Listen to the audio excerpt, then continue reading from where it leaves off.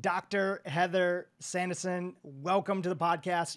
Alzheimer's disease is one of the most scariest diagnoses that somebody could end up with. But a key part of your education and why you're here today is helping people understand that the disease starts years before the diagnosis. What are some of the earliest warning signs of this scary disease that our audience should be paying attention to? That feeling that my brain doesn't work the way it did 5 or 10 years ago, where you struggle to remember your neighbor's name or the name of objects is often an early one. The nouns and names tend to come up for people, but also this sense of overwhelm. Like my mom used to cook Thanksgiving dinner for 25 people, and the thought of her taking that on this year is just way too much. Those types of things, or travel is another one that comes up for people.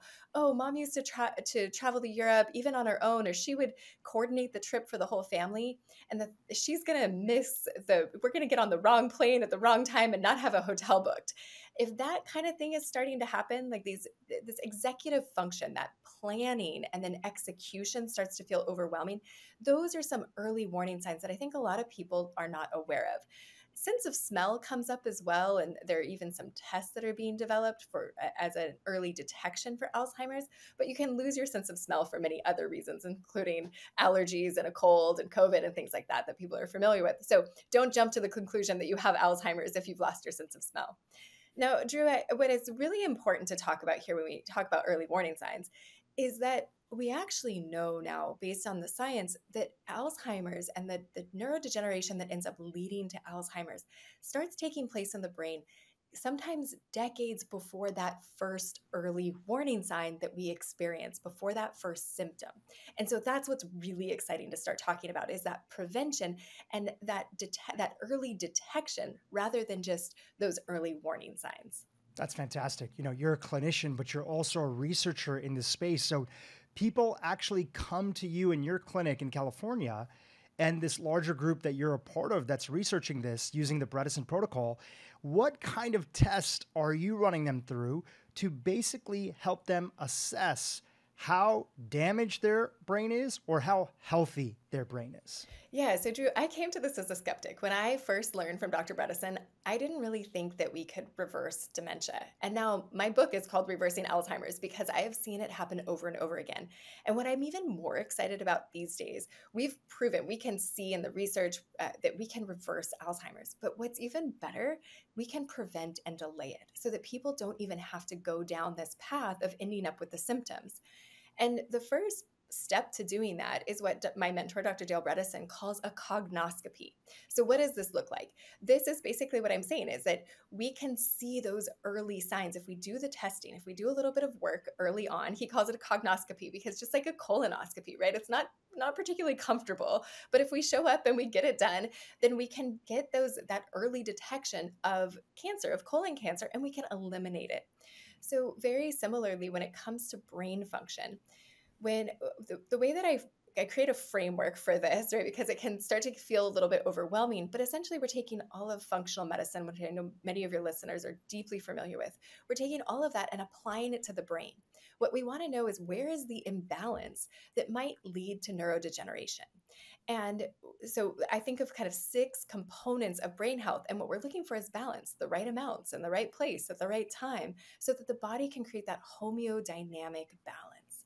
It's changing, but it's not static, but it's changing in a very fluid way, right? Our melatonin is going up so that we can get to sleep, and our cortisol is going down so we can get restorative restful sleep. And then our cortisol is coming up in the morning so that we can be present and awake and alert during the day.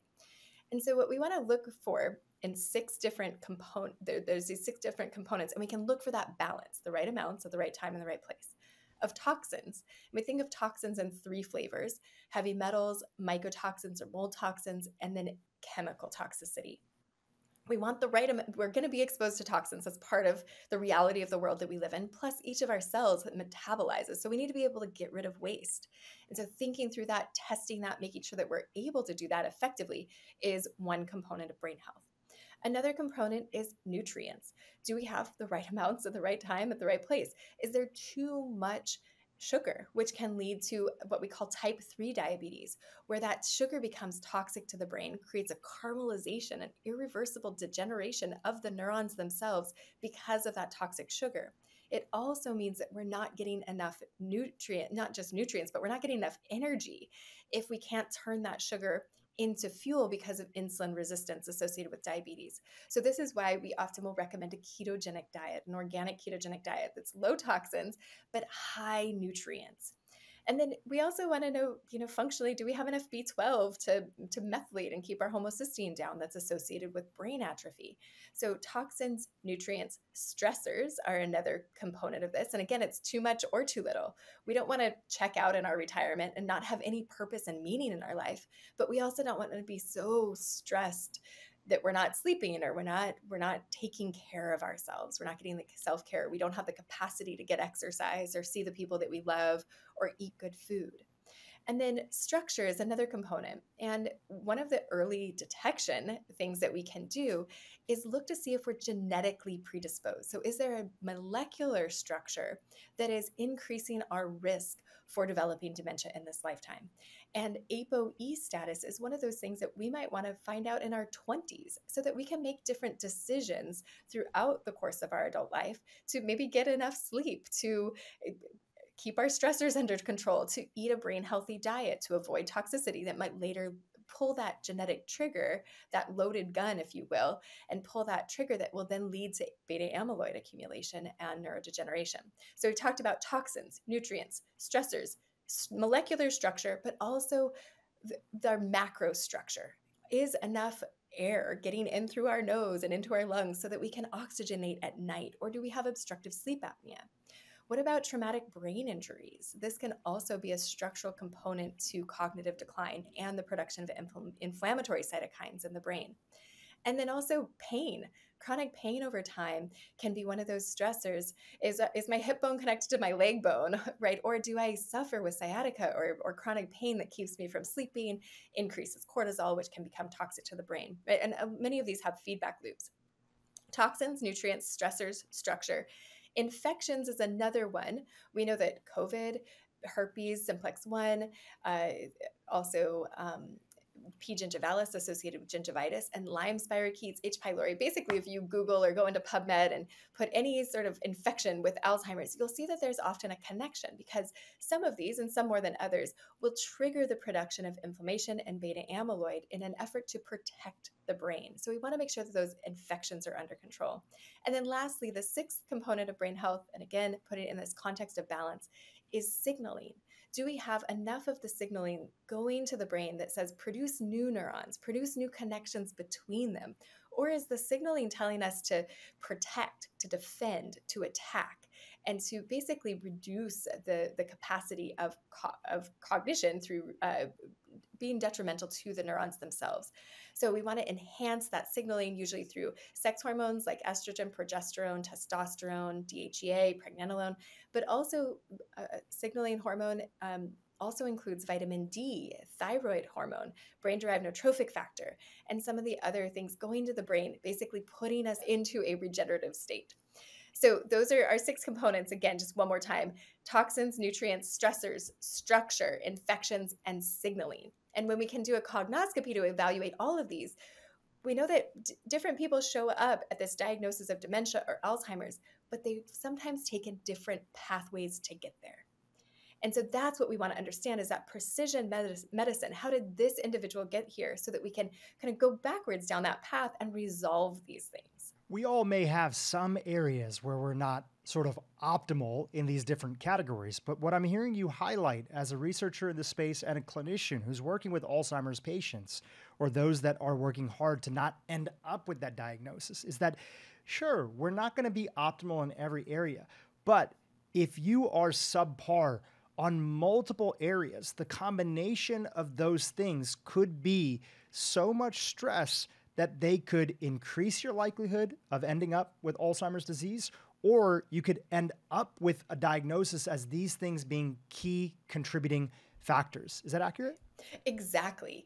And they're not mutually exclusive, right? You might have a few of these. And then the way I imagine it, Drew, it's almost as if it's that downward spiral, right? It's like we compound. If we have a traumatic brain injury that's on top of our genetic predisposition, and then we have a standard American diet that's very high in sugar that creates more inflammation, now we've compounded the problem, and it's more likely to turn into cognitive decline and potentially Alzheimer's eventually. But we can use that same concept and we can go in the other direction. We can spiral up. We can start stacking these interventions on top of each other. We can get the toxins out. We can adopt these brain healthy lifestyles. And then we can make sure that that genetic predisposition never manifests as disease. We can be in the category of people with those genetic markers who don't end up diagnosed with Alzheimer's. The beauty of today's conversation and why I'm so excited to have you on is that this conversation truly is for everybody. If you're somebody that's my age, I'm turning 42 in a little bit. If you're 42 years old or you're somewhere in your 40s, millennial, Gen X, you're starting to pay attention. Maybe even some of you are caretakers for parents who are on this journey right now. You're going to learn how your decisions at this age dramatically impact your likelihood of a diagnosis in the future, or the lack of, that's our hope, of a diagnosis in the future. If you're somebody that's older, you're going to know who, let's say you're in your 50s, 60s, 70s, 80s, and you are not at a place where you're experiencing cognitive decline. First of all, congratulations, because so many people are. And you're also going to know what areas to double down on or maybe give more attention to so you can stay on that road. Now, if you're somebody else that either is experiencing cognitive decline, knows somebody that has a diagnosis, unfortunately might have a family member that's in that camp, or maybe that person is you, this conversation is also going to be interesting and exciting because you're part of some early and proof of concept research showing that focusing on these key areas, following this protocol, has led to, in a clinical setting, patients experiencing a reversal of cognitive decline, where not only did they stop getting worse, but they actually got better. Is that an accurate summary of some of the things that people are going to learn today? Yeah, absolutely. It's such an exciting, hopeful time. And I think, unfortunately, people are still told by very well-meaning, well-educated neurologists, primary care providers, that if you're starting to go down the path of cognitive decline, if you have a family history of Alzheimer's, if you are diagnosed with Alzheimer's, there's nothing you can do. There's a couple medications, they don't work very well, but the message is typically, I'll see you in 6 to 12 months, we'll measure the decline, and sorry, I've got to take your driver's license away. And that is such it's so, even I can feel it right now as I describe it. It's just such a depressing, and it like takes the rug out from under so many families. They feel helpless and hopeless. And Dr. Bredesen and many other people on his team, they have coined this now false hopelessness, because we used to say to suggest to someone that you could do something about their Alzheimer's was to give them false hope. But now we know there are so many entry points. There are so many things that we can do day to day. It really is those decisions that we make. They feel like small decisions. What I decide to put in my mouth, how much exercise I decide to get today, what time I go to bed, the people I interact with, how I manage my stressors, whether I pray or meditate.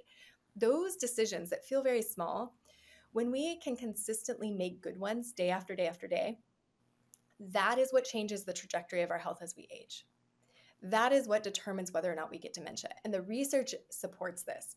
So what we see from the medical conventional perspective is there's some incentives, right, in the pharmaceutical industry and the medical industry to have these single molecule interventions that can be patented, and that they're also simple to provide in a clinical setting, right? Here's a prescription, go to the pharmacy, get this filled, take this pill or get this IV, and then hopefully you get better.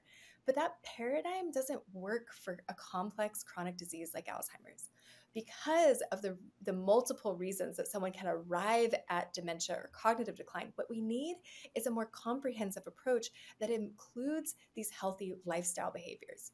And so in the research, what we've seen is in July of 2022, Dr. Bredesen and his team, the lead author on that paper was Kat Toops. They published a trial in the Journal of Alzheimer's Disease.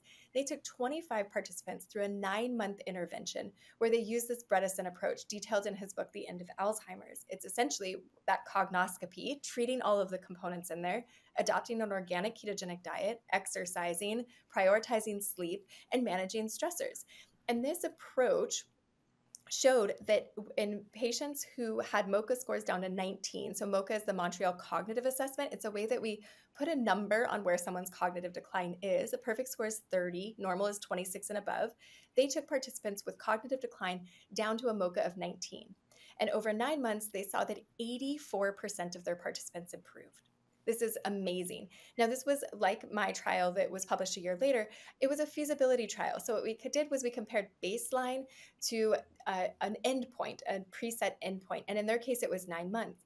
What we would typically expect for someone suffering with cognitive decline like this is that they would have a 3-point drop on that MoCA score per 12 months. So if we see an improvement, this goes against the grain of what we would expect the natural course of that disease to be. So a year later in the Journal of Alzheimer's Disease as well, I published our trial. I was a lead author. Obviously, I had a huge team of support to get this done, and was very fortunate to have philanthropic funding for a 6-month intervention, very similar to the Bredesen paper. We took 23 participants, but we did it in 6 months. We did a 6-month intervention, and we took people who had more progressed disease. They had MoCA scores between 12 and 23. So again, 26 and above is normal, 30 is perfect. As you go towards 0, people have more progression of their cognitive decline. So we took people with MoCA scores between 12 and 23, and 74% of them improved their cognition after 6 months. So just this year, another year later in June of 2024, Dr. Dean Ornish published his randomized control trial in the Journal of Alzheimer's Research and Therapy. And I am pulling it up to read you the conclusions because in the abstract, because it gives me chills every time I read it. I mean, this is the first randomized control trial, and the story is changing so profoundly right now in terms of what's possible for those suffering with Alzheimer's and dementia. He writes, comprehensive lifestyle changes may significantly improve cognition and function after just 20 weeks. So this trial was 5 months in many patients with mild cognitive impairment or early dementia due to Alzheimer's disease. This is radical. This is so exciting. We basically now have 3 trials that have been published in peer-reviewed journals that say that lifestyle interventions, that this approach helps to reverse the symptoms of Alzheimer's disease, the cognitive decline associated with Alzheimer's disease. And the medications that are available right now, even these brand new, like front page news medications that cost tens of thousands of dollars, what they do is they slow the rate of progression. You don't get better, you get worse more slowly. And so this is really, it's so empowering because everyone can make these lifestyle decisions. You don't even have to talk to a doctor, and you can decide to change your diet. You can decide to engage in more exercise or more stress management, or reach out to those loved ones, or prioritize and get better sleep. These things are all within reach, and they make a significant difference in how we age. So much to talk about there, but I want to start off with these 6 that you mentioned. When you look at our modern world and you look at communities or societies where Alzheimer's disease is much less prevalent than it is in the United States and other westernized, ultra-processed food countries, if you had to rank them, even though every patient out there is different and their contributing factors are different, if you had to rank them society-wise in terms of the ones that give the biggest bang for the buck, and therefore are also, when we get them wrong, the biggest contributors to cognitive decline, especially for young people who are getting it now, even sometimes people in their 40s and 50s, which is so scary to see. How would you rank them? What would you put as number 1 on your list of 6 that you mentioned? Yeah, this is always right. People are like, where do you start? And if I could just do one thing, what would it be? There's a whole section in my book. If you do one thing, like, this is where to start, because we want it to be easy, and we want people to get that dopamine hit of success, but also the benefits, right? And so diet is pretty much always where we try to start. Now, not everybody's ready there, but if you can adopt an organic ketogenic diet, you will feel different. You will get that metabolic switch flips, And many people experience improvements within a few days. But that can be challenging. So the thing with diet, you cannot out supplement a shitty diet. You can't out exercise a shitty diet. Excuse me. I'm not sure if we're allowed to swear on your, on your Swear as much as you want. But it usually drives it home a little bit better, right? So you cannot, if you are eating a standard American diet, if you are eating fast food, like I'm kind of like, don't waste your money on the rest. Don't waste your effort on the rest, because we literally are what we eat, and what we eat determines the health of our gut. Our health starts in our gut, and our gut starts in our mouth, right? And what we eat determines the health of our teeth, the health of our microbiome. So many other things come from what we decide to put in our mouths, our energy levels, our blood sugar regulation, how well we sleep. So many things are impacted by that. And so if someone is willing to start with diet, that is where I see the most bang for our buck. Within that category of diet, we'll come back to it, but just one or two things that are going to significantly move the needle forward when somebody's talking about cleaning up their diet to support their mental health. Okay, so overarching, number one piece of dietary advice that I have, eliminate processed foods. So if you can start eating things that are from the plant, from the animal, from the ground, minimally processed. If it doesn't exist in your pantry, but it's on the label, like the maltodextrin and the carrageenan and the guar gums, then don't buy it, don't consume it. That is the number one piece of advice I have. Now, if you're ready to take it a step further than that, or if you want more direction, then organic and keto is what I recommend, and I think is the best brain healing diet. Now, interestingly, with the Ornish paper that was just published, they adopted a vegan diet.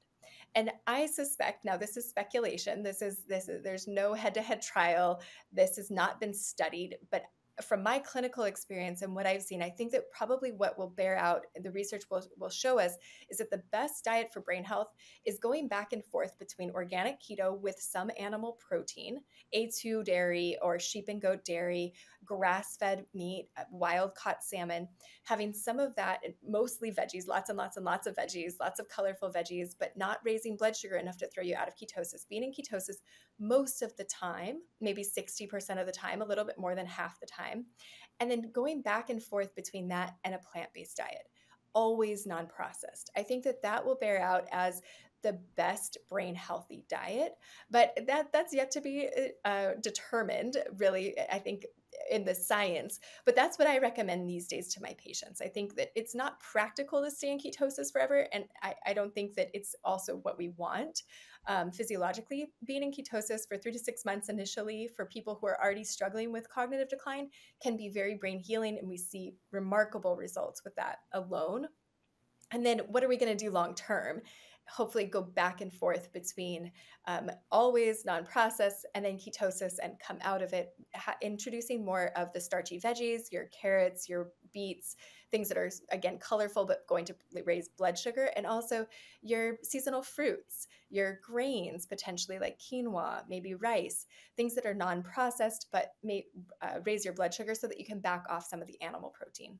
You know, you mentioned the Ornish diet, and not only does Dean Ornish advocate for a primarily plant-based, actually exclusively, it sounds like, according to this study, on Alzheimer's patients, the randomized control trial, but also they tend to, and his protocol is mostly known for being low fat, because he believes that going low fat follows sort of his theory around preventing heart disease that's there. Now, there's a lot of different approaches, and as you mentioned, there's no head-to-head trial that's being studied out there to look at your approach, his approach, but the consistent themes are both diets that are out there that are part of these three studies that you're talking about. Yours with the work with Dr. Dale Bredesen, and then obviously the Ornish trial that's out there. They all have removed ultra-processed foods. So I think that we can all learn that if our diet is primarily based on ultra-processed foods, which a lot of people don't realize, that even drinking, you know, I'm not demonizing orange juice. I'm not here to demonize any food that are out there. But if your diet is, you know, bread and butter in the morning and cereal and, you know, orange juice, that's considered ultra-processed. And it's not that those foods are necessarily bad. There's not bad foods in that way, but they crowd out the room for all these incredible and healing foods, some you're going to advocate for, as I believe in my own bias, are going to be meat, higher fat foods, etc., but are also going to be plant foods, which you include plenty of in your program, and there's plenty in Dean's program. So there may be some differences, but largely these diets are going to look very different than the standard American diet of fast food and ultra-processed food. Is that a fair assessment? Yeah, absolutely. And I think that what's exciting about this, and one of the reasons I like do a happy wiggle every time I read the Ornish paper, is because there's not one way to do this, right? So there's going to be access for people who are more drawn to the ketogenic direction. Then there's going to be people that are more drawn in the vegetarian vegan direction. And I think that there's ways to do both of these things. Now, I do have concerns about long-term vegan diets and low-fat diets. I do think that there's a lot of benefit to B12, and you want to make sure that you're supplementing with B12 if you're adopting a plant-based diet for any length of time. So I think that we might end up with deficiencies or excesses maintaining any of these diets for too long. And so that's the beauty of going back and forth. I think that when we look at these ancestral diets, right, before we had highly processed food, what we see is that ancestral diets, the consistent thing about them was inconsistency, that we didn't have access to fruits and veggies all winter long. They kind of went away and all we had was meat. And then when the sun came out and the plants grew, we had access to more naturally occurring fruits and vegetables. And so I think that like learning from the wisdom of like our ancestors and the rhythms of the planet, there's a lot of health that's generated from that. And so I think that that's part of my recommendation, that people rotate their diets and kind of go in and out of different diets, if you will, but avoid always ultra processed foods. One more question about food. When it comes to a patient's body composition, whether they're over fat or under muscled, have you seen those things play a role with the research as well as the patients that you've clinically worked with?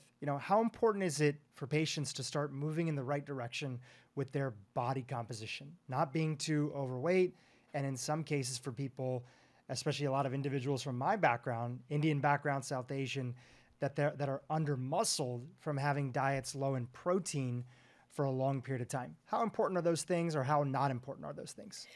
Well, so I work with many women who are postmenopausal, right? And frailty is something that comes up a lot. And also when we think about like what are the scariest things associated with aging, from a doctor's perspective, it's and from an expense, from cost, quality of life, like so many perspectives.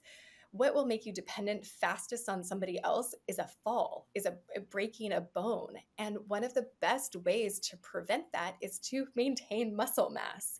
And so we highly recommend this combination of diet and exercise, of course. And with a ketogenic diet, and often with some testosterone supplementation, or at least DHEA supplementation, some of the signaling that helps us to go in that regenerate mode, including our muscles, including building muscle.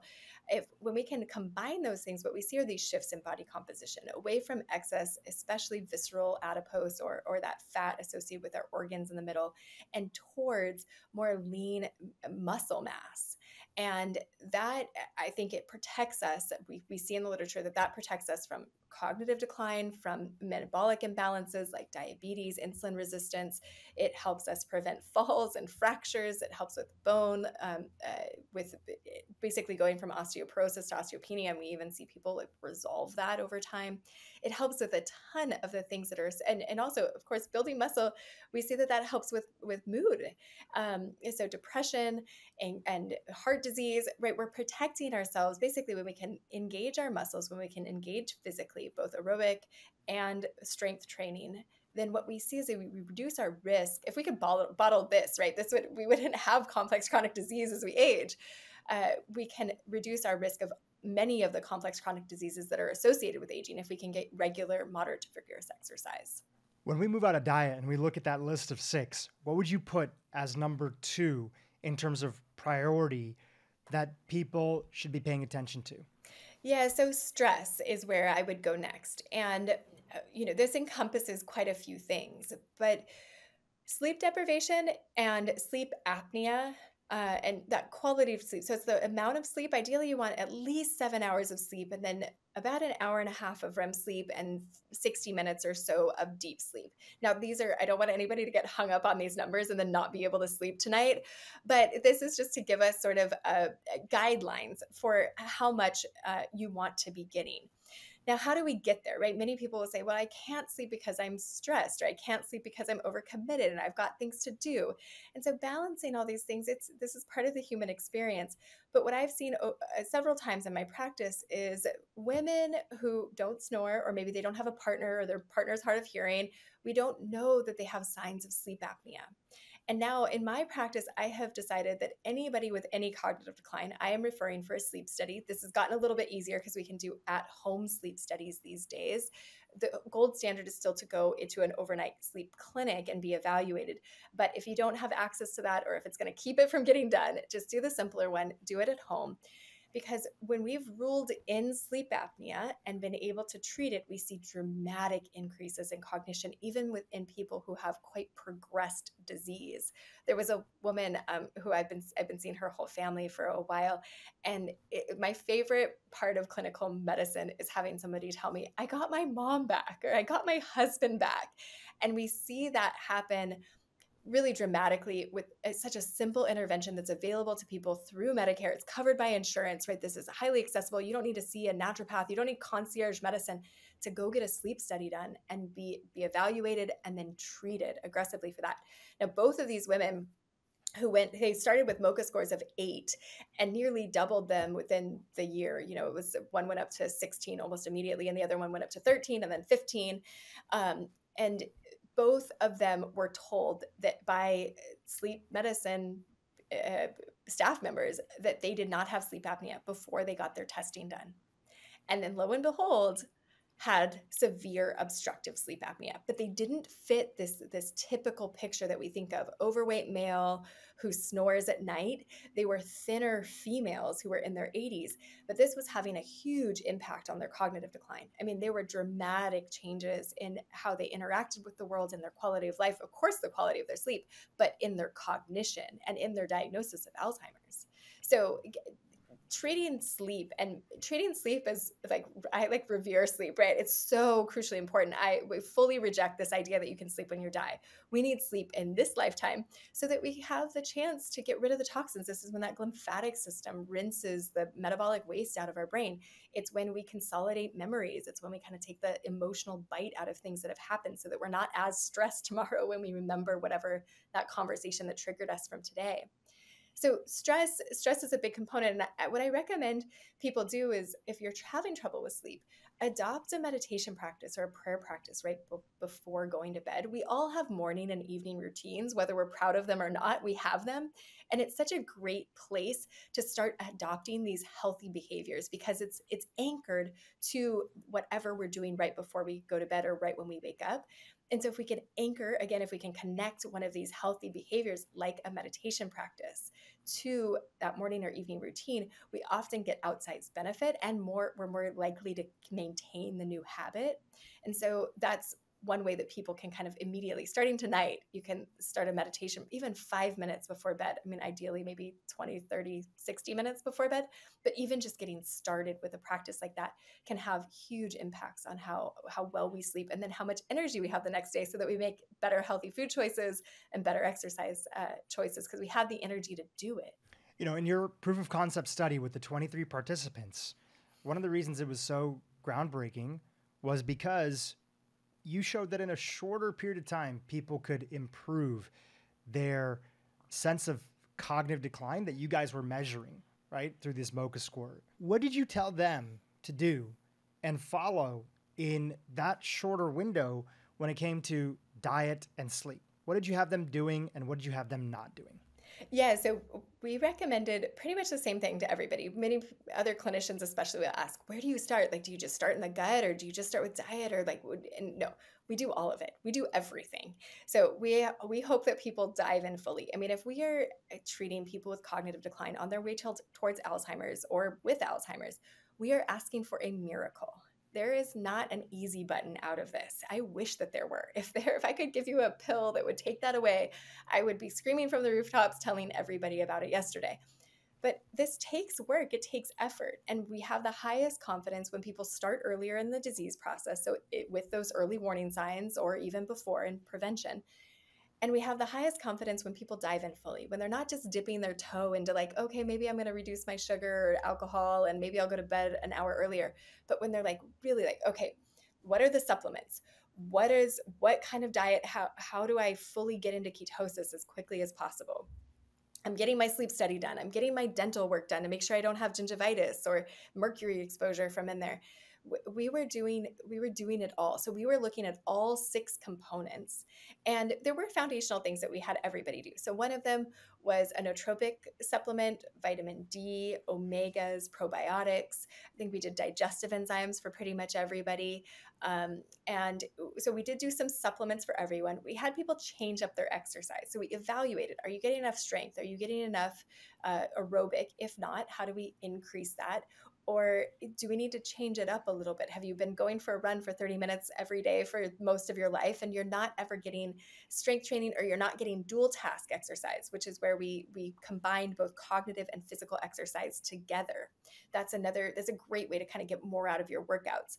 We had people prioritize sleep and make sure that they were getting enough. And we also had them wear watches to evaluate if they were potentially going towards a low O2 sats at night. So we did evaluate for that.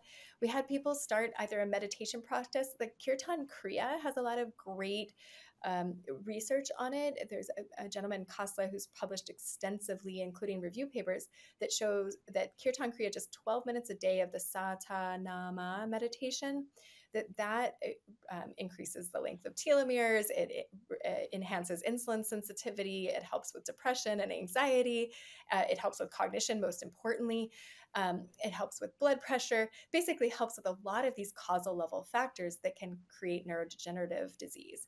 And so just 12 minutes a day, totally free. We recommended that everybody do that. And some people push back. They were more comfortable adopting a prayer practice or a gratitude journal or something different, but some sort of mindfulness practice every day. And so we had people drink half their body weight in ounces in terms of water. So we had them hydrate. We made sure they were having a bowel movement every day so that they would be eliminating.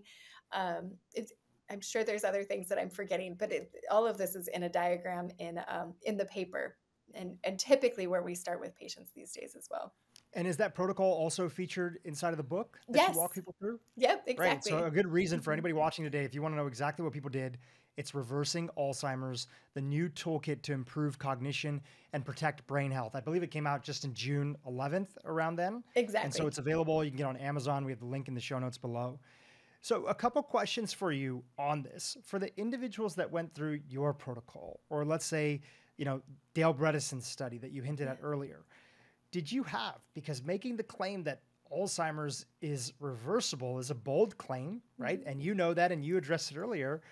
Were there independent individuals saying that, hey, this person doesn't present with this disease anymore? Or is it based off of just the shift in the MoCA score? Like, were there people that came in with Alzheimer's and now they're not being sort of diagnosed as having Alzheimer's disease? Yeah, great question. So we did include people with Alzheimer's who had been diagnosed with Alzheimer's in the trial. And it's kind of interesting because like one of the gentlemen who was diagnosed with Alzheimer's, he actually had Lewy body. So it was like even a misdiagnosis. This is pretty common in the medical community, unfortunately.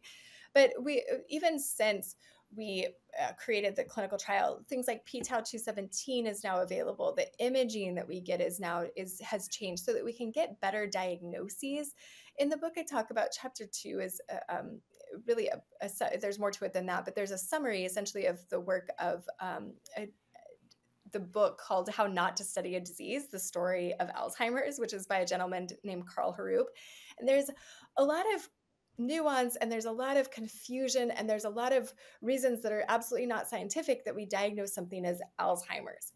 And so the diagnosis itself, I think we want to put a fancy word. We want to diagnose something so that we have this understanding. We feel like we understand it, right? And yet it's such a complex disease that again, there's not one cause of it. There's not one way out of it.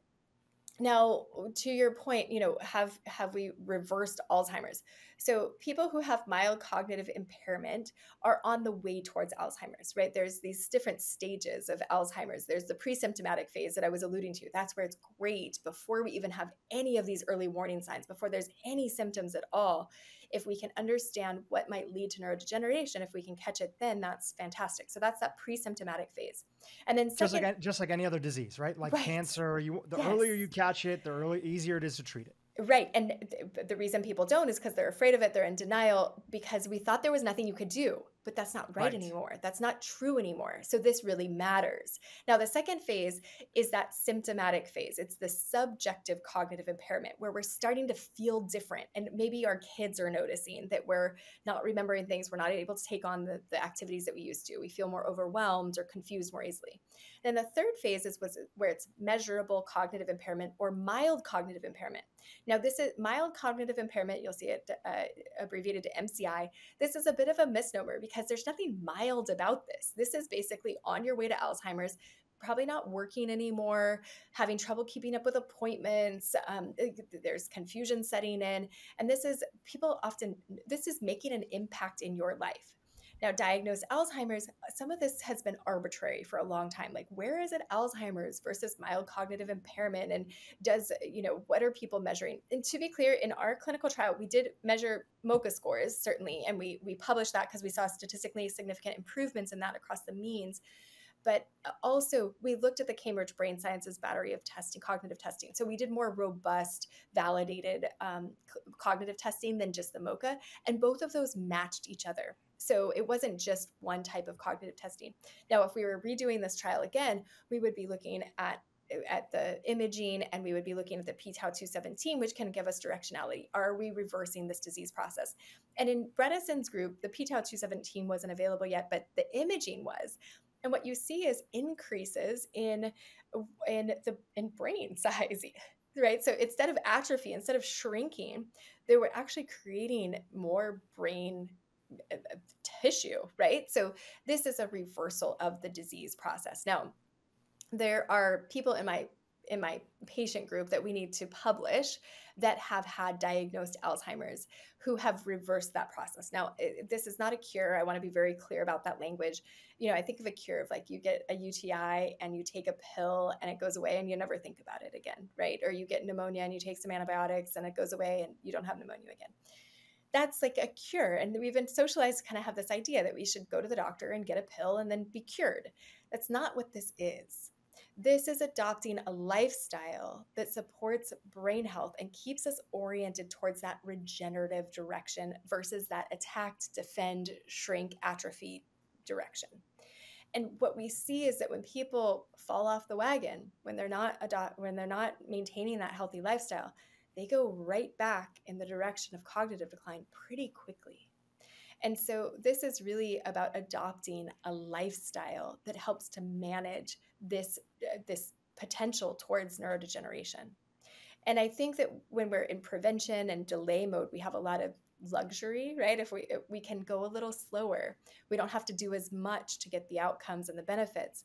But once we're on that path towards Alzheimer's, it's less likely we're going to be able to turn it around. There are no guarantees in this.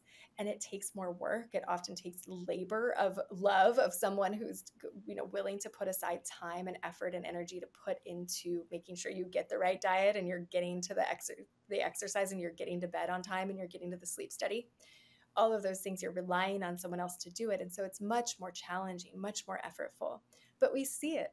We see people with Alzheimer's improve. Now, not necessarily go back to work, not necessarily get back to a MoCA of 30, but we see them improve often. That's incredible. Thank you for breaking that down because as you've mentioned, this area is so complex and it's also so scary for a lot of people. But I think that what you're really bringing to the table here is that if somebody's willing to, you can fall into sort of two camps for sort of simplicity purposes. Number one, there's a bunch of things that we're all doing every single day, and some of those behaviors could be taking us in the direction towards cognitive decline, and some of those are going to take us away from those. A lot of those 6 that you mentioned earlier. And so being aware that the majors matter and we want to focus on them. The sleep, the diet, staying away from ultra-processed foods, maintaining lean muscle mass, exercising, getting in some sort of, resistance training or something that's, challenging to the body at least a little bit, right? That can even be working with bands. It could be anything. Prioritizing sleep, etc. But also, you're being realistic with anyone that's already experiencing, as the medical industrial complex would call it, mild cognitive decline. You're being serious with somebody and saying, look, that's very serious. And how strict you are is how sick you are. So if you are in that camp where you're already experiencing those themes, you are already having a diagnosis, even if that diagnosis is mild cognitive decline, if you want to see improvement, you have to not only take this seriously, adopt this as a lifestyle. This is just a new way of being, but also you have to give all of these areas priority until maybe one day, 5, 10, 15 years down the line, you guys see that, hey, these things matter more than other things. We don't have to focus on these things as much. But at least the research shows right now that you guys are involved with right now, and more importantly, the clinical experience, that all of these things deserve equal attention, which is why you have patients go full on. Now, the question that I have is, number one, is that right? And number two, then for most patients who are in that boat, anybody who's listening to this podcast, would it be fair to say that if you're serious about this, you have to find a practitioner that you can work in conjunction with? Yeah, so I do want to make one point because thank you that was very eloquent. It could be wrong, but it could be eloquent, but it could be wrong. No, it was absolutely right. And I just want to double click on one thing there. No one in our trial did everything. So you don't have to do it perfectly, but you have to be willing to do something significant. And so I think there's a little bit of nuance there. It's like, yes, we want you to dive in fully. We want you to be fully committed. You're going to have to work hard, but you don't have to do it perfect, right? So I don't want the perfect to be the enemy of just getting it done. And there can be so much joy in this. Like, what are we going towards? I think of channeling like my inner Betty White. Like, I just want life to get better as I get closer and closer to 100. That we have the capacity to have really fulfilling, meaningful lives. And that's why we're making these decisions.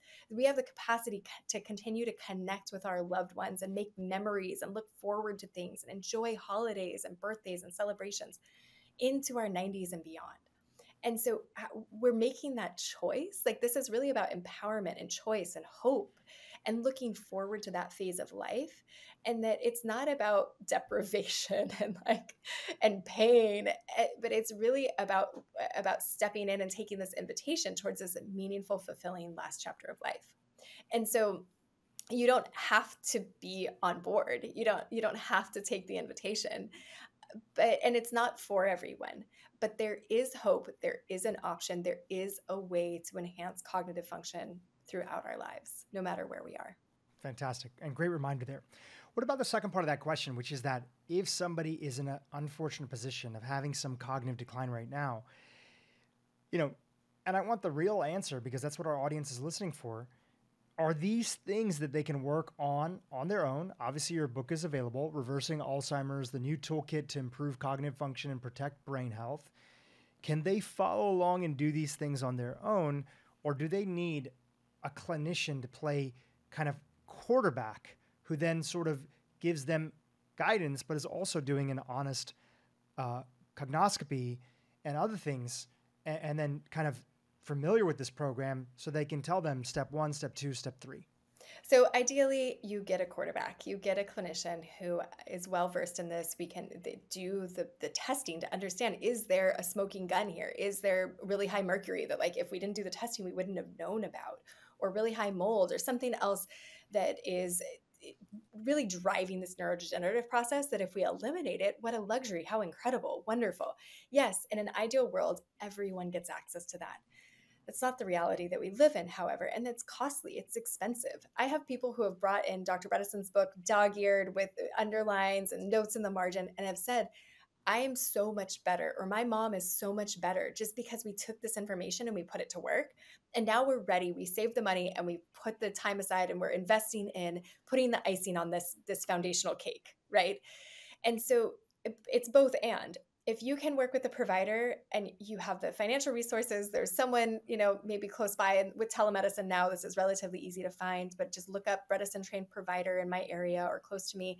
And there are over 2,000 doctors who have been trained by Dr. Bredesen. And I think having that person, and a health coach is great bang for your buck as well. Having that person on your team where you can get your questions answered. We actually do online health coaching as well. We do 12 programs. It's actually where the book came out of, is through those coaching programs. So we've had people from the comfort of their own home, never having seen me as a clinician, who improve their MoCA scores and improve their cognition and improve their quality of life significantly. And there are other people where that's not enough. They need more of the clinical handholding. They need more of the testing. And that's a huge luxury when we can do that. And then I created the immersive experience, Marama. So I've made the mistake, Dhru, of telling people there was no hope, of basically writing them off and saying, like, you don't have the capacity to do this, or you're too far gone, or your loved one's too far gone. And then they proved me wrong.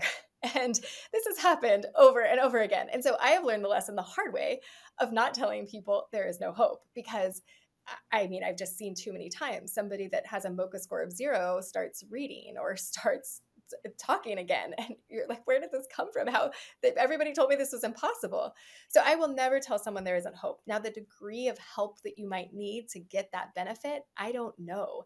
But just getting started, that's why that was the impetus of the book, is like, how can I get people the learnings, everything that I've learned, everything Dr. Bredesen's learned, everything I've learned from him, all of the stories that we've seen, how can I get people the inspiration and the tools so that they can get access to this for $30 instead of thousands of dollars?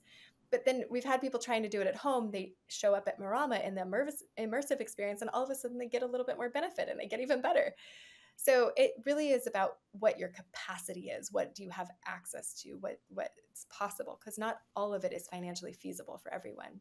I want to come back to the beginning of the conversation where we were talking about early warning signs. What are some of the cognoscopy tools that you look at that maybe a lighter version or a consumer version could be available to an audience member who's even trying to get a snapshot of where they stand? Let's start off with the first one. The MoCA score came out of, I believe you mentioned University of Montreal. Montreal Cognitive Assessment is what MoCA stands for. Is that something that our listeners can do on their own? Can they take that test on their own? So it's like a tech can do it, a clinician can do it. And there are 3 of these that you can ask for. One is called the MoCA, the Montreal Cognitive Assessment. That's my favorite. It's the one that we use. The Many Mental Status Exam is another one. And then the SLUMS test, or the St. Louis Mental Status Test. This one is, these are all 3 30-point scales, and it's a way to put a number on where that cognition is. Now, there are also online, so CNS Vital Signs is an online way to test your cognition, and there are others that you can self-administer. So that is a great place to start, is like, do I have an issue? Now, I think most people know.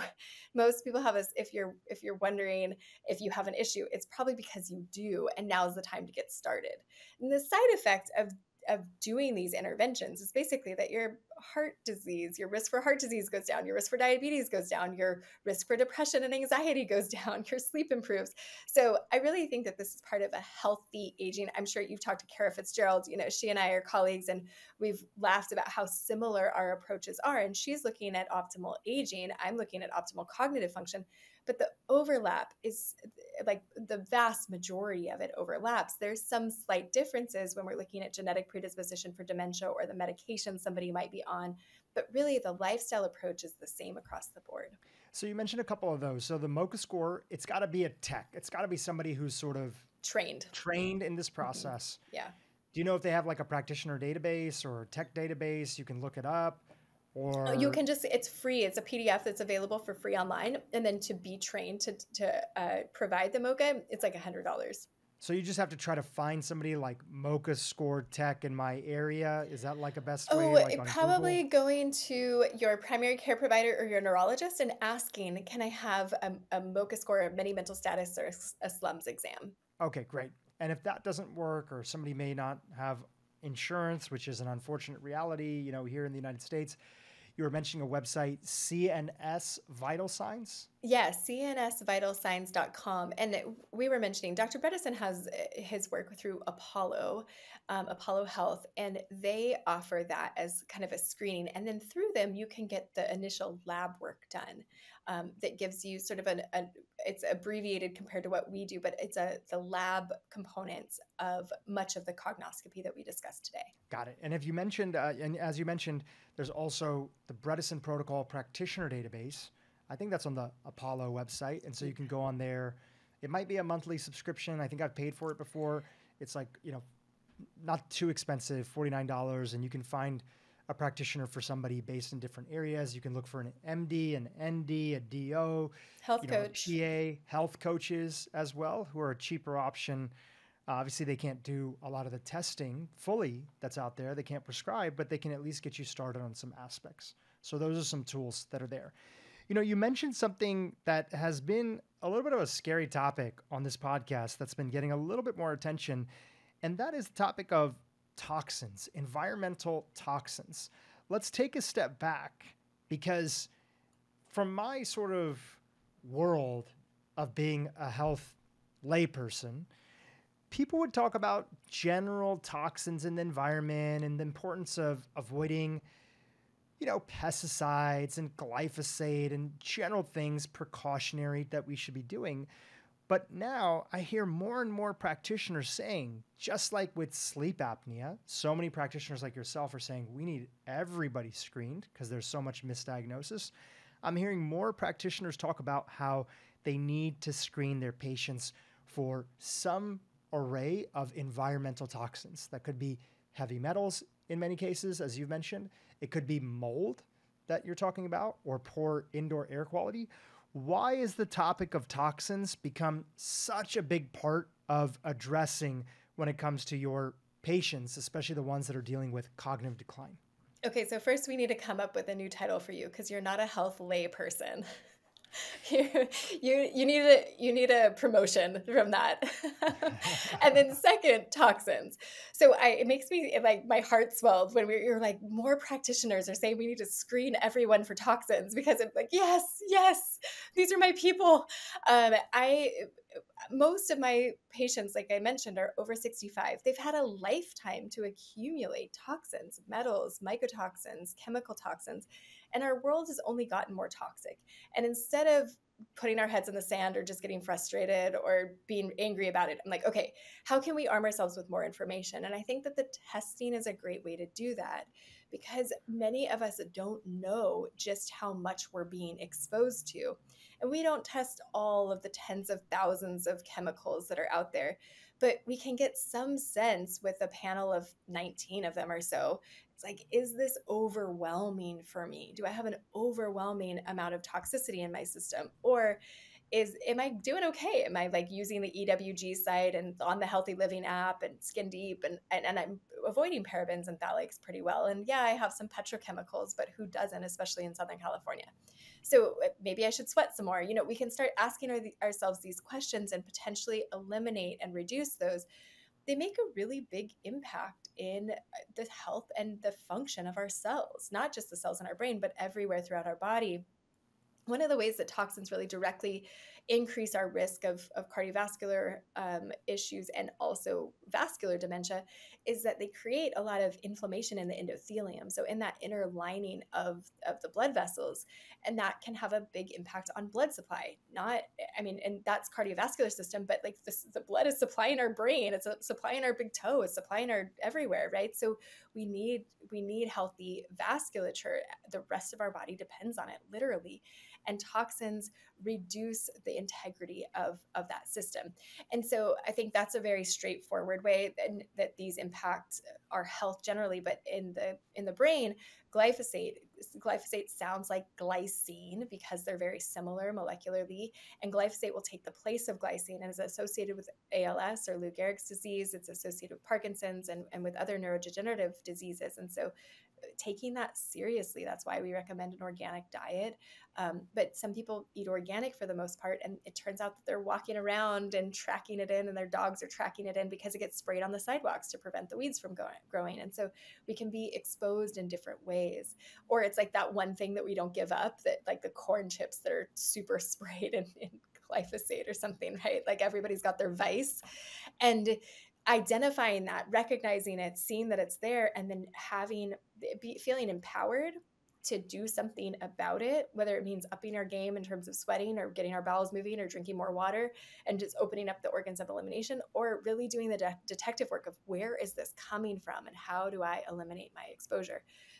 I think that those things are empowering, and we see health shift when we make those decisions. And mold, I mean, to the point of other people you've interviewed, if I waited for people to tell me that they had a mold exposure, I would miss so much mold exposure. There are lots of people who think they've never been in a water damaged building, are not aware of any leaks, and sure enough, we find that they have very high levels of mold. And maybe it was a previous exposure, or we figure out that it's in their current home or their current work environment, and then we can do something about it. And they typically feel much better. Not everybody has symptoms associated with mold, but we know that it's causing neurotoxicity. We can see that pretty clearly. Which of the toxins are you the most concerned about, especially when it comes to cognitive decline? Is there a 1, 2, and 3 that you're paying attention to the most right now? Yeah, mercury, glyphosate, and ochratoxin, I would say, are the ones that I am kind of hyper aware of. I see them the most frequently, and we have very accessible, reasonably priced treatments for this. And so it's sort of, it's satisfying, right? If we find them, we can get rid of them. People feel better, and it's pretty accessible and easy. What was the last one that you mentioned? Mercury, glyphosate, and ochratoxin is one of the mycotoxins associated with Aspergillus and Penicillium exposure. Got it. So again, mold exposure in the home often, leaky pipes, rotting wood, often something that we can't see. It's not the mold that we can see. It's behind the walls. You don't even know that it's there. And, a good clinician like yourself or other individuals that are trained on the Bredesen Protocol can run some tests and to see if there's actually those mycotoxin exposure inside of the human bloodstream or urine, etc. And if you're listening and particularly interested in this, Dr. Neil Nathan is another mentor of mine. He and Dr. Bredesen are my primary mentors. And so if mold and mycotoxins is something that's particularly concerning for you, you can find providers who have been trained by Neil Nathan or Jill Krista, or they kind of collaborate on trainings these days. And I think that they are doing the best work in the mold kind of medicine world. Fantastic. So, on that list of 6, we covered a lot of them. We covered the topic of toxins. We covered the topic of sleep and stress, right? We covered the topic of diet. We might have a little bit more to say about that in a minute. We also talked about the importance of having healthy stress, exercise. Again, I don't know if exercise was one of the 6 or if it was part of another one.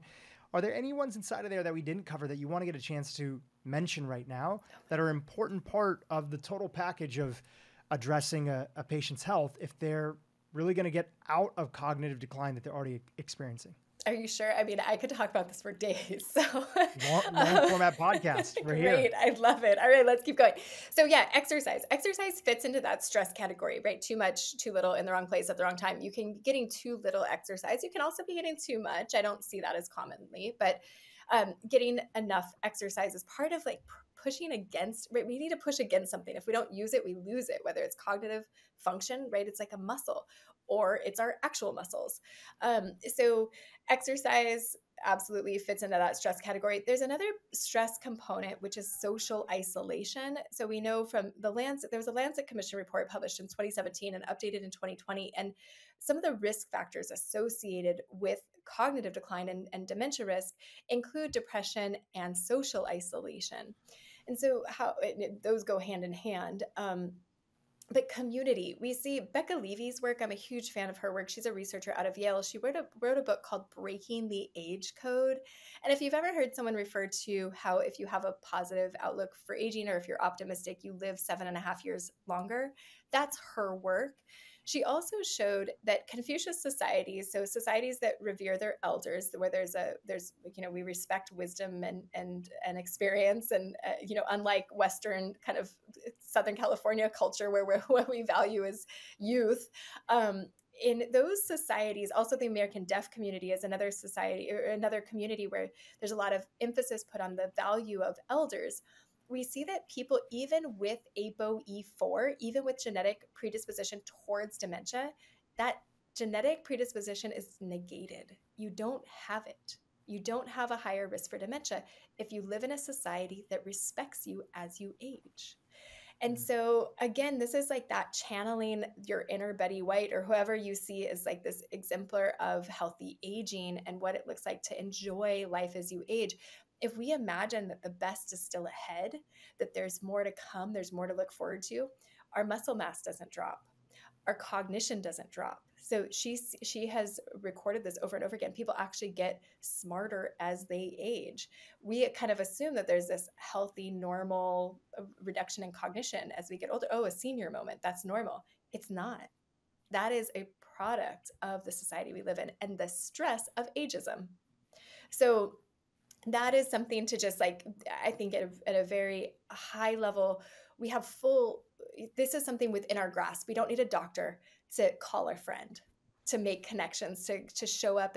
Whether it's a senior center or at church or at work or wherever your network is, in-person interaction with your peers is hugely important. And we see this at Marama, where people who have been at home kind of doing the Bredesen Protocol in isolation don't do as well as when they show up and they're getting encouragement, they're celebrating, they're in community. There is something really, really valuable about community. We're social creatures.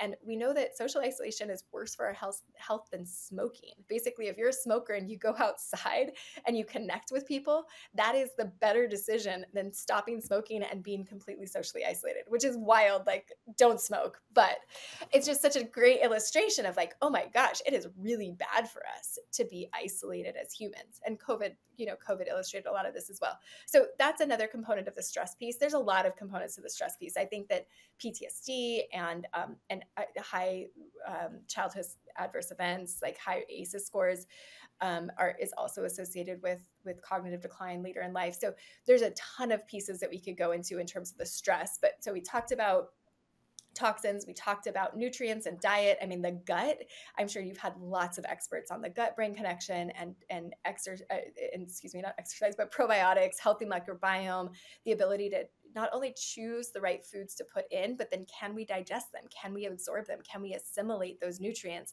And then can we eliminate what doesn't serve us? Like the GI tract has to work for the rest of us to work. So that's a component of the nutrient conversation.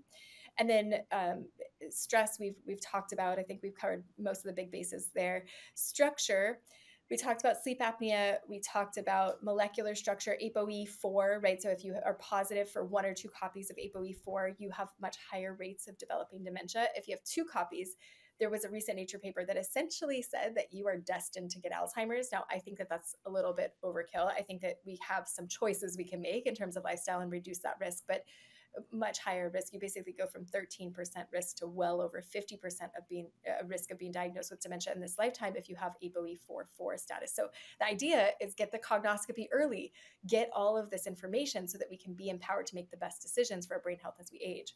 So that's the other structural component. I mean, traumatic brain injuries, we could talk about, we could do a whole podcast on traumatic brain injuries. I'm happy to go into that. We haven't talked about infections or signaling much. Yeah, let's talk about those. Okay. So infections, there's 4 big ones. So Lyme spirochetes, P. gingivalis, or the bacteria associated with gingivitis, and herpes simplex 1, these all have been found in amyloid plaque on autopsy. And what is happening, amyloid plaque is associated with Alzheimer's, right? This is the whole original Alzheimer's case that was published in 1903. It was amyloid plaque in the brain. It looks different histologically. There's structural changes in the brain that are essentially, they're not there to cause Alzheimer's. They're not there to cause memory loss as we age. They're there to protect us. So they get triggered, and particularly in people with genetic predisposition, this production of amyloid plaque is triggered when certain things show up in the brain that put our brain into that defend mode or attack mode. The brain is trying to kind of wall it off and protect the rest of the brain from these infections often.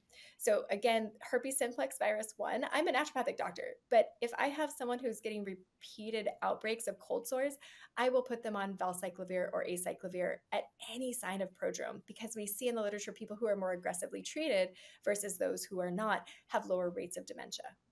And then the Lyme spirochete. So Dr. Richard Horowitz, who I'm sure you're familiar with and have interviewed, he is one of the kind of preeminent Lyme doctors, and I've followed his work for a long time. I also followed Bob Mozaiani. So there are people in the kind of the ILADS Lyme world who I work closely with and will refer out to if necessary, because Lyme is one of these things, again, where we see that it triggers neuroinflammation. And they're just like syphilis, very similar kind of structurally. Syphilis and Lyme are both spirochetes. And there is a neurological manifestation of these diseases when it gets into the brain. And so it can directly cause cognitive decline. So we want to be addressing this. We want to be finding it early. We want to do everything we can to treat that as aggressively as possible. And Dr. Horowitz has people who have recovered their cognitive function through the treatment of Lyme. So it's something that we don't want to miss, right? We don't want to assume it's not there. And I think vector-borne illnesses, Bartonella, Babesia, Lyme, of course, Borrelia, Ehrlichia, these things they come together often and create a huge immune burden. So we want to take it seriously, look for it, find a Lyme literate doctor if that's part of your story. And then P. gingivalis. So again, health starts in the gut, gut starts in the mouth. If there is inflammation in the mouth, for many people are familiar, if you've ever have a family member or loved one who has an artificial heart valve or an artificial knee or another joint, before they go to the dentist, they get antibiotics. Now, the reason is because when we get a deep cleaning, it's more likely that we're going to introduce the bacteria, the bad bacteria in our mouth, into the bloodstream. And what that can do is increase inflammation. We can actually measure this with LPPLA2. And when I see that elevated once or twice or even more, I'm sending patients to a biological dentist, because there may be an insidious infection in the mouth, whether it's under a root canal or under a crown or in the gums. This can put some pressure on the pressure on the immune system that is kind of distracting. It's like irritating. It doesn't ever fully resolve because it's in a spot that doesn't get great blood supply. But gingivitis and latent infections in the mouth, and particularly in the upper teeth where it can get into the sinuses and cause recurrent sinus infections, this can lead to neuroinflammation and neurodegeneration over time. Not every time, not for everybody. I wouldn't tell everybody to go get every root canal out, but there's a reason to be cautious around them and to double click on it and to see a biological dentist, get a cone beam, and see if potentially infections in the mouth and mercury amalgams in the mouth too might be contributing to toxic burden or infectious burden. So those are the COVID. A lot of people have had the experience of long COVID, and oh yeah, of course COVID causes dementia, right? Because I felt demented after I had COVID or while I had COVID. And so that is a little bit of a different mechanism. It's not necessarily, well, maybe we'll find out that it is, but what's happening with COVID is more this hypercoagulability and inflammation, the cytokine storm that comes with COVID. And right, some people have long COVID, or some people died from COVID. Other people never had a single symptom. Maybe didn't even turn up positive, even though they were exposed. There's a wide spectrum of how people responded to this. And for some people, there's this neurological cognitive manifestation. And part of that we think is mediated through vascular dementia, of having more being predisposed towards clotting. So things like serrapeptidase, nattokinase, things that arterial cell, things that can support the vascular supply to the brain after COVID can be potentially helpful and are worth discussing with the doctor if you're experiencing that cognitive brain foggy kind of feeling after COVID. So those are that was a kind of brief synopsis of the infectious piece there. Now, again, if you look up H. pylori and Alzheimer's, you'll see that there's connections. What we basically want to do, we want to make sure that the immune burden, just like we think of toxic burden, right? If you have a ton of toxins, it's going to drive the signaling in your body and inflammation. We want to reduce that. If we have this huge infectious burden, it's going to drive this hyper-inflammatory state, and we want to get that under control. We want to resolve that so that you're not constantly spending resources in that fight-defend mode. That's fantastic.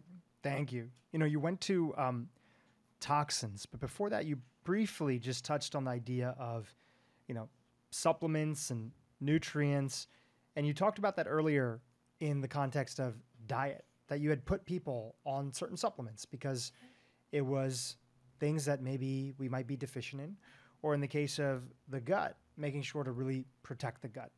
Can you just recap those? As you mentioned, you said in the beginning of the interview, if you have a crappy diet, lifestyle, etc., a ton of stress, supplements are not really going to do much for you in that sense. But if you are focusing on a lot of the basics and you need a little bit of supplemental boost, there could be targeted supplements that are supportive in this process. So just recap some of those that you put people on during the protocol. And I would even add the perspective, sometimes this is the easy win. So sometimes supplements are the place to start. It's like, okay, if I take this supplement and all of a sudden now I'm able to sleep at night, that gives me the capacity to take on more.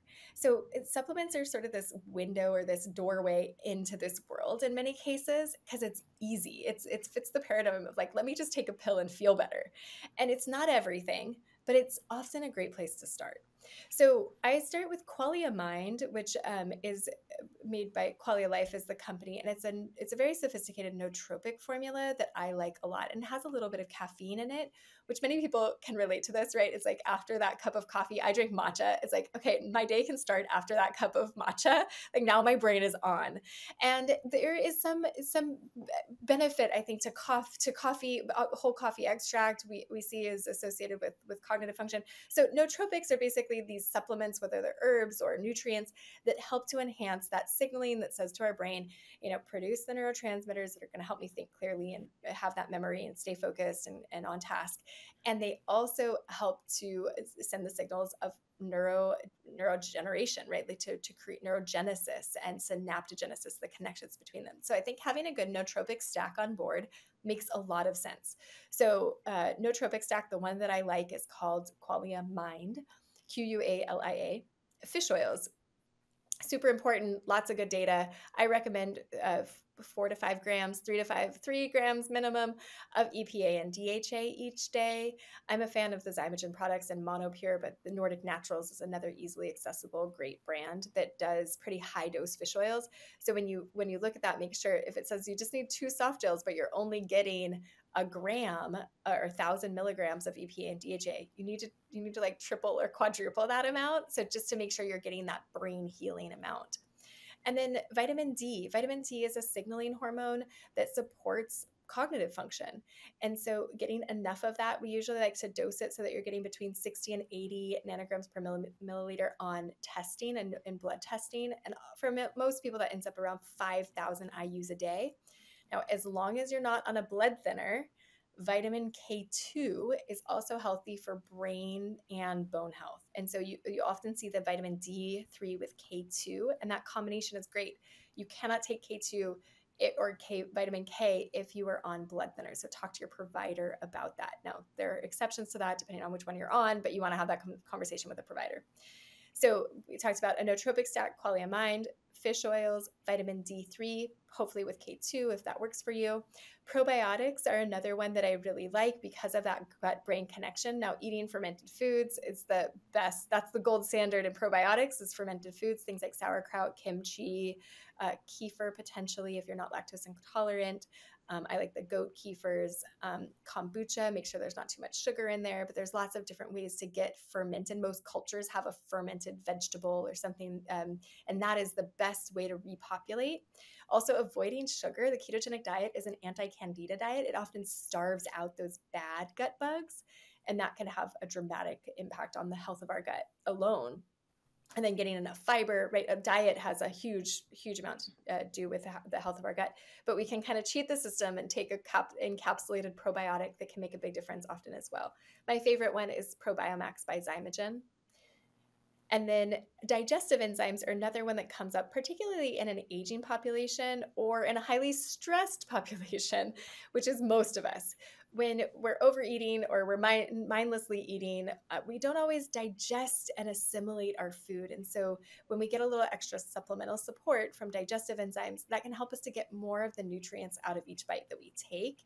And so considering a digestive enzyme with or without hydrochloric acid or betaine HCl, depending on your preference, maybe talk to a provider or health coach about that. But there are different strategies with enzymes, whether they're digestive or proteolytic, but there's a lot of benefit from using those to reduce inflammation and get more bang for your buck when you eat good, high quality foods. Amazing. It feels like on the topic of brain health, creatine, which is one of the most studied supplements in the history of supplementation, primarily for its role in supporting lean muscle mass gains. A lot of people now are talking about it in the role of cognition and protecting our brain health. Any thoughts about that being part of people's stack? Absolutely. Look at kidney function. Sometimes as people age, their kidney function can go down. And so amino acids and protein and stuff, collagen, we want to just be somewhat mindful of. So people ask about, like, what about methyl B12? How come that's not on your list? Well, because I look at homocysteine and then we decide. And if you tell me your sleep isn't great, then we're going to add some sleep things day one. If you tell me that you're not having a bowel movement, we're going to add things to get your bowels moving day one. So the list that I just gave you was kind of like general. Most people get benefit from that. Now, creatine and the amino acids, collagen powder, I often will end up recommending things like that for patients. And not all collagen powders have creatine in them, but creatine is made up of a couple of amino acids. And sometimes you get collagen powders that have those components or creatine itself. Anyways, there's lots of ways to get this. And I basically make that decision when we have the labs back. Is someone deficient in this? But I have had many patients tell me that creatine seems to help their cognition. Yeah, so clinically, I've seen that bears out. And then one other thing, just people hear you, they're really excited about the work that you're doing. You're a clinician, a naturopath who's writing and seeing people every day and getting results. I've been a little bit more, making sure that people understand the conversation of sugar in context that's there. You mentioned like avoiding sugar. Of course, people are going to eat sugar through anything that they have. Anything that's going to have carbohydrates, there's going to be sugar inside of it.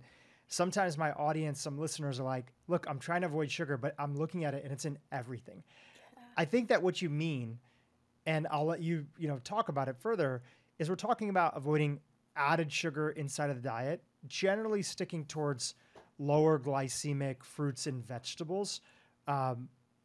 Is that what you generally mean on the topic of sugar? Yeah, so it depends on your goal. So for us, often the goal is to get into metabolic ketosis, where we're burning fat for fuel. And in order to do that, you really have to restrict carbohydrates pretty significantly. And a CGM, a continuous glucose monitor, this is just my new favorite toy. I prescribe it for pretty much everyone I see, for all new patients. Anybody that will take one and use it, I am happy to facilitate getting them one. Because wearing a CGM, I actually have one in the other room that I need to put on today. It's been so eye-opening for me personally. I learned so much when I use a CGM myself. And for patients, connecting the dots, basically making those connections between what I ate, and what happened to my blood sugar, and then how I felt during that spike or during that drop. And then also how my blood sugar responded, not just to what I ate, but to my stress, to how much I slept or how well I slept, to the exercise I just got or didn't get today. Seeing how each of these behaviors contributes to this measurable shift in my blood sugar status, and then how I feel with that, is so enlightening. And then seeing that we can make these behavior changes, that we can adjust how we eat or what we're doing so that we get more stable blood sugar and maybe even get into ketosis. That, just like making all of those connections, I think has a huge impact on the choices that we make. And it has an impact on behavior change. It basically makes it easier to adopt a healthy brain diet. Now, I don't think everybody needs to be in ketosis all the time. I'm not saying that seasonal fruits are bad and not healthy. I think there's a great place for them. But metabolically getting into ketosis and going in and out of ketosis, getting that metabolic flexibility of going back and forth, I think is very, very healthy. It's very health promoting and helps with healthy aging and brain health over time. So it's not that sugar is always bad, but too much sugar and not having periods of sugar restriction or carbohydrate restriction, I think we miss out on the benefits of that metabolic flexibility and the ketogenic diet that our ancestors, were programmed for that to go back and forth. Great. Thank you for that.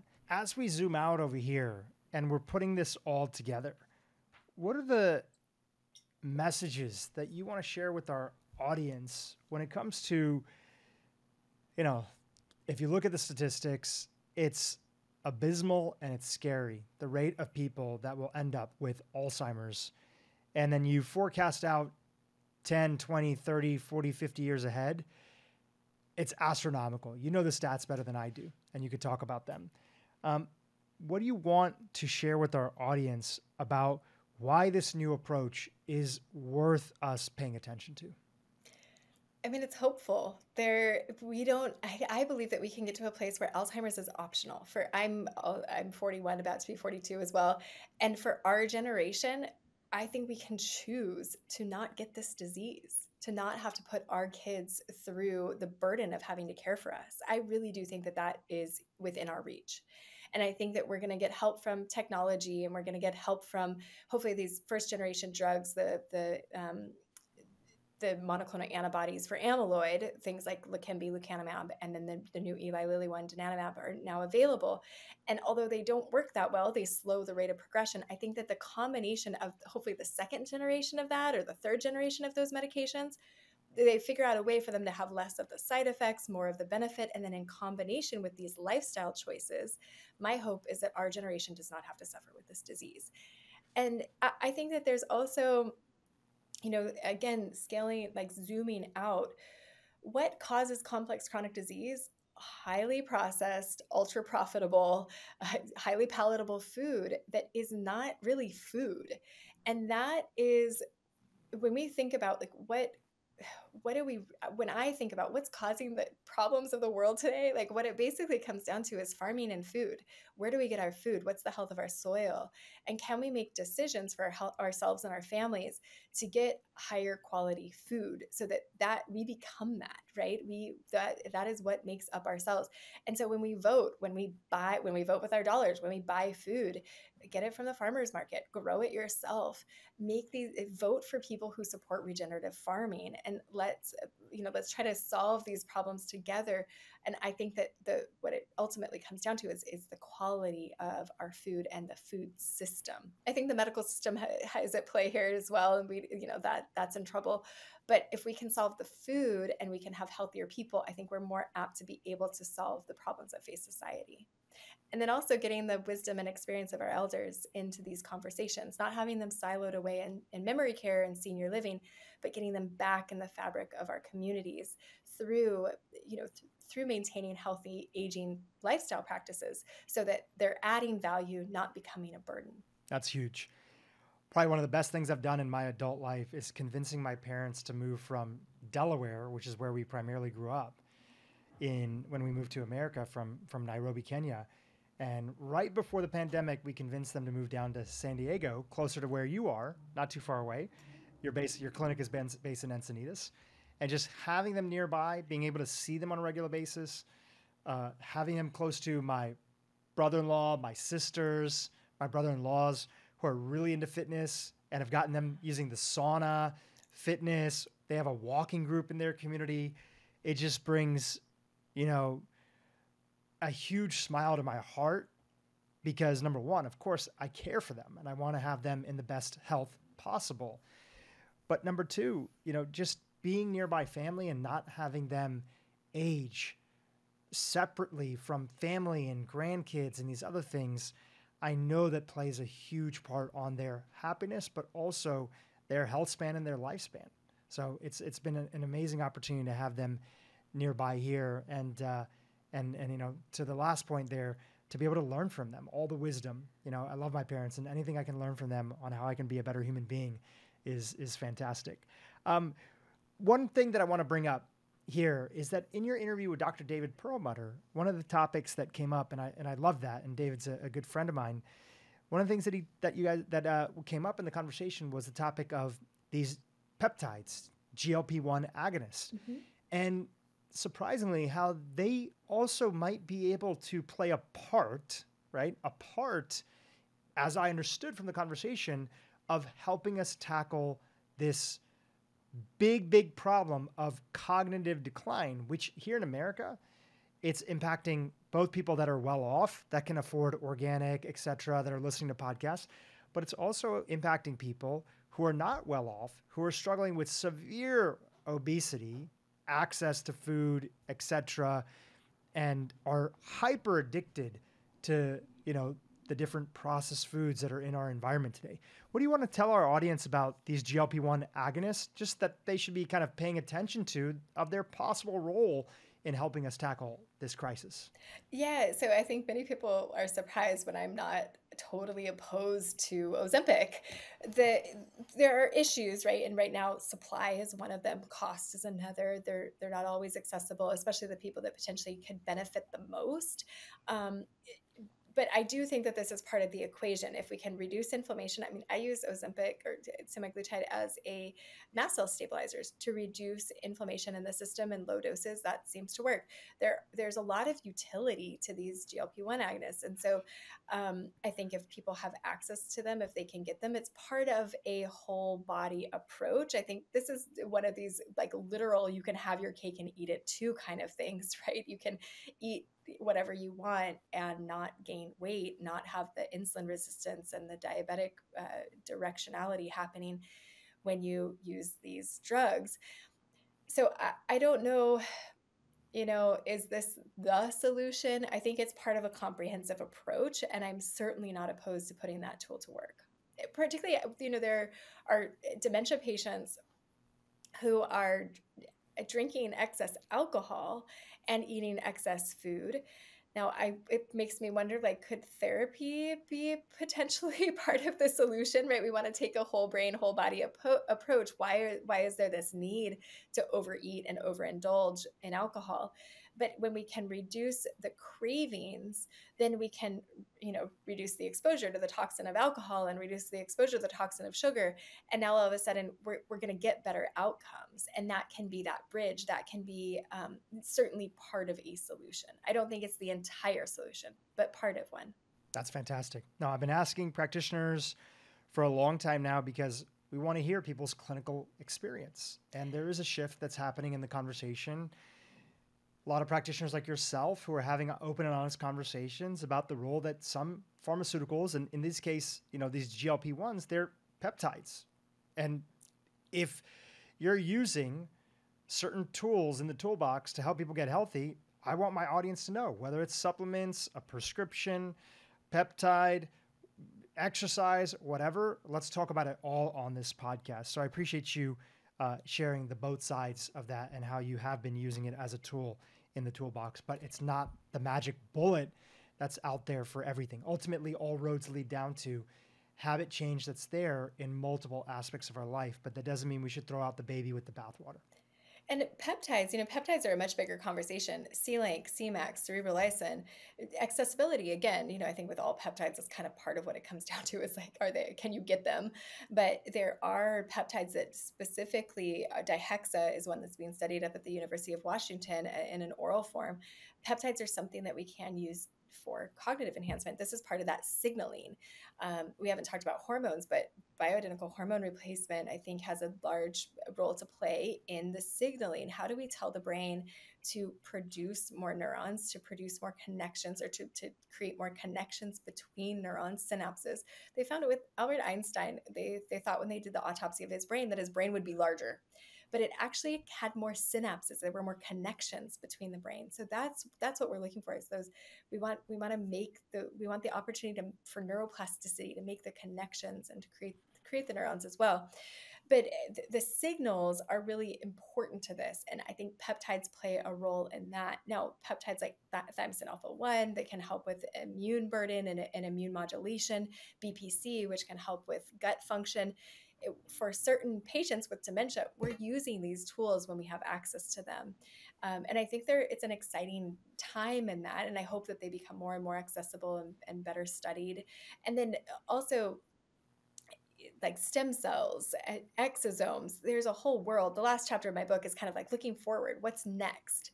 And I think that there's a role for some of these things that have been used in the not just in the neurodegenerative world, but in the regenerative medicine world, where those can start to augment what we're doing, make it easier, quicker, faster to get even more benefit. On that topic of things that are up and coming, one that I feel like is just worth mentioning that I heard you also talk about was oxygen therapy as being one of the tools in the toolbox for patients that are on their way or are currently experiencing cognitive decline. What is oxygen therapy, and why would somebody might want to try it? Yeah, so I think that there's oxygen therapy, and then also there's carbon dioxide therapy, believe it or not. And I think a lot of us think of carbon dioxide as a waste product, as something we want to get rid of. But carbon dioxide in the body can actually play a role in enhancing our ability to put oxygen into the cells where it's needed, right? So carbon dioxide helps us to vasodilate, and it can increase the dissociation of oxygen to get it again where we need it. So what I recommend is either exercising with oxygen for people who are older and kind of going in the frail direction or who haven't been exercising much. What we're doing is we're exercising and then breathing in concentrated oxygen, sometimes as high as 80%. And this reduces that lactic acid buildup. We have more stamina. This can help us to kind of gain that confidence that we're ready to get more involved in exercise and start adopting more exercise programs. Now, there's other ways to use this. And Dr. Perlmutter is a fan. We were chatting about hyperbaric oxygen therapy. And there are studies. There was a study done in Florida, an Israeli group, who used large hard chambers. And so putting pressure, so you're not exercising, but you're in a chamber, not the type that you typically see at like a chiropractor's office that are soft, but a more robust one where the pressure is higher, I think up to about 4 ATMs. And then the contrast is between the pressurized oxygen and sea level. So pressurized oxygen is like you're going scuba diving, like you're going below the sea level and you have the pressure of the water. And that's essentially what they're approximating in a hyperbaric chamber. And so you're getting more oxygen being driven into the body that way. Now, there's another way to use this. And so they see good results. So with dementia, when you go back and forth between being in that hyperbaric chamber and then coming out of it, being in it and coming out of it. And it seems to trigger basically an uptake of oxygen, right? Like as you would expect. Now, this hormetic effect, I'm sure that you've had lots of people on this show talking about this hormetic concept, right? Where you stress the system with the goal of getting more resilience on the other end of that stress.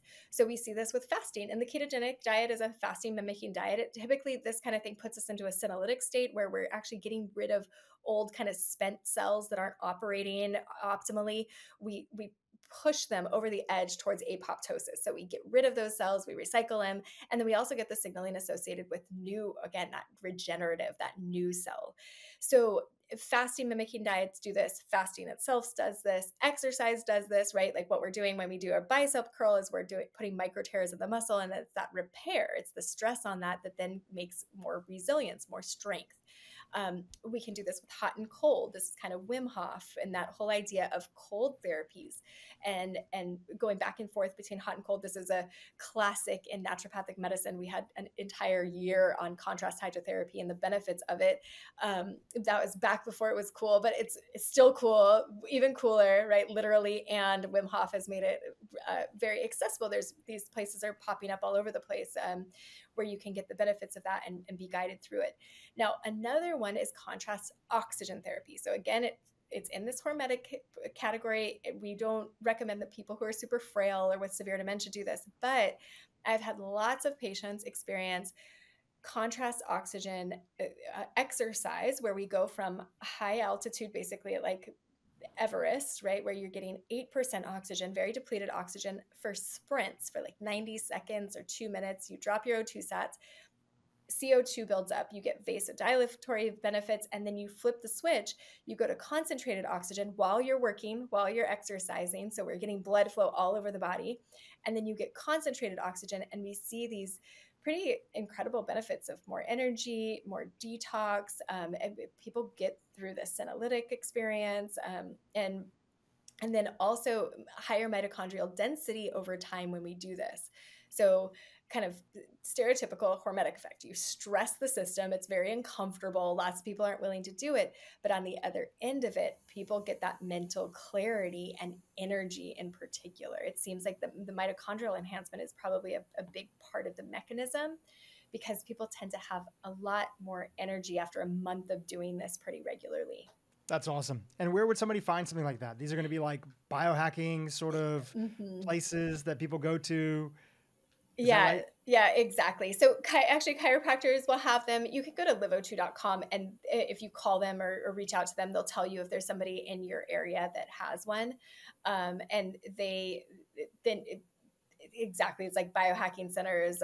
There's a place called Fitness Genome down the street from my house where they've got one, and you can go in there and they've got all kinds of gadgets and lasers and, all these fun tools and contraptions that you can use, but that's one of them. And there's a lot of places popping up like that. That's awesome. And always good things to, pay attention to look at, but really bringing it back to your book and the message today is that first we need to major in the majors. We need to focus on the most important things. That list of 6, especially if we care about cognitive decline, with the heavy emphasis on the dietary factor, avoiding ultra-processed foods, getting to that place where you have a balanced blood sugar, or at least have metabolic flexibility, potentially training your body how to dip into ketosis if you're more serious or have a diagnosis that's there. Sleep, stress, exercise, those are the things that are the foundational. And the beautiful thing about it is that you've written about them and you walk people through what you had the individuals in your study do. And remind us again, in how short of a period of time did individuals in your study see an improvement when they focused on those areas on the MOCA score? So we measured our endpoint, our primary endpoint that was predetermined was 6 months, but we often have people in 4 weeks having improvements. 3 months is very, very common. So the benefits of this come quick for most people. Now, not everybody. Sometimes it does take 6 and 12 months. It takes a little bit longer. But for many, many people, the results are quite quick, especially if they're willing to jump in and do the work. And in the Ornish trial, it was 5 months was their primary endpoint. So other clinicians are noticing this too. This happens faster than you might think. Beautiful. Again, the book is out, Reversing Alzheimer's, the new toolkit to improve cognition and protect brain health. It's a fantastic read. Thank you so much for putting it together. And if people want to reach out to your clinic or some of the coaches or providers or check out one of your courses that are there, where do you want to send our audience?